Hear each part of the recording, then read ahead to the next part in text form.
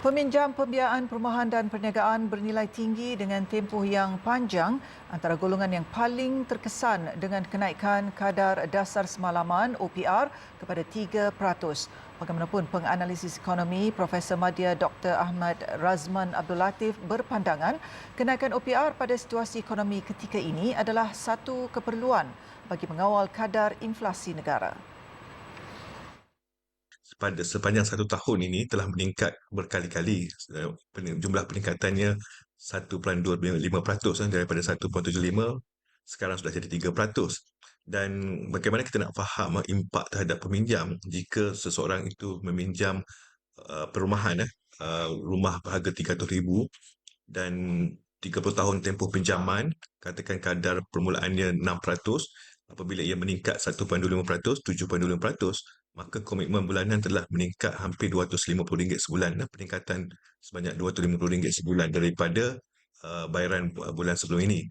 Menurut beliau, keputusan Bank Negara menaikkan kadar OPR kepada 3% berbanding 2.75% sebelum ini adalah disebabkan beberapa faktor. Antaranya kadar inflasi yang berada pada kadar rendah iaitu 3.4% berbanding sebelum ini 3.7%.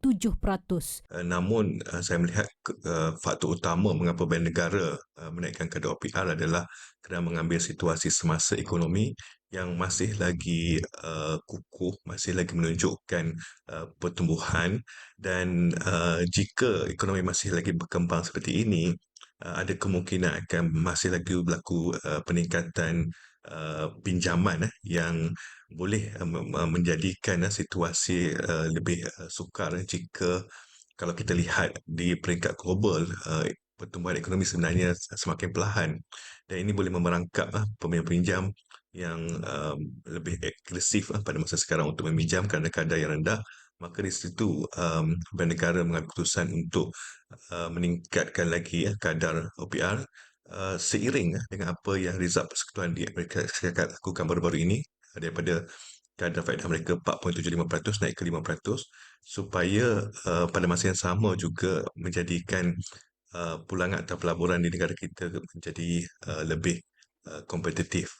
Sementara itu, menurut penganalisis ekonomi Pusat Pendidikan Kewangan Islam Antarabangsa INSAF, Profesor Madya Dr. Baharom Abdul Hamid, keputusan itu juga dibuat oleh Bank Negara bagi memastikan nilai mata wang negara tidak terjejas. Apabila berlaku peningkatan kadar faedah di Amerika Syarikat, demi untuk mengawal apa yang kita panggil aliran keluar modal daripada negara kita ke negara Amerika ataupun negara-negara yang menawarkan tingkat kadar faedah yang lebih tinggi, maka Bank Negara Malaysia juga terpaksa mengikut rentak atau bagaimana saya katakan follow the tail demi untuk menahan daripada pengaliran keluar modal daripada negara.